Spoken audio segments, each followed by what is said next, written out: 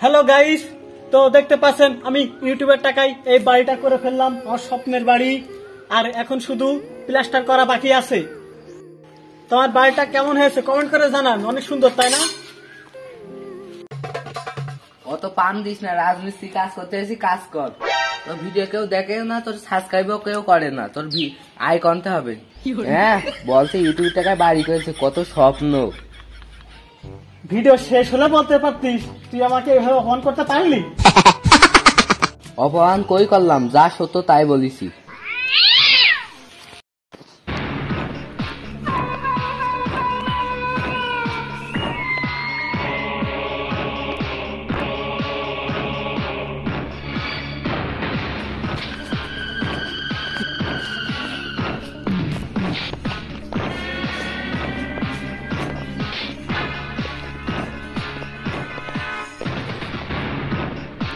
এরা আজ তোর ফোনটা তাড়াতাড়ি দে তো। কেন, কি করবি? তুই দেখতে বলছি তাড়াতাড়ি দে, না হলে কানে থাপ্পড় মেরে সোজা করে দেবো। তোর রাগ ঠাবানোর দরকার নেই, এই নে সেট।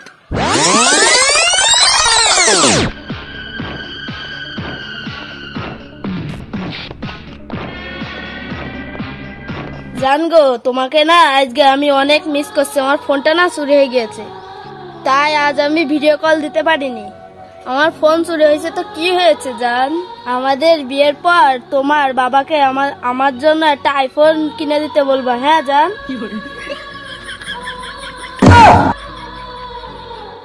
তাহলে জান রাখি।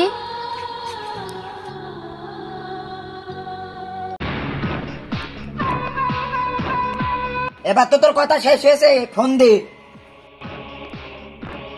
এই ছোট ভাইদের সাথে কিরম করে কথা বলতে হয় তুই জানিস না? তোর গোপন খবর কিন্তু আমি সব ফাঁস করে দেবো ভালোভাবে যদি ফোন না দিস এরপর থেকে।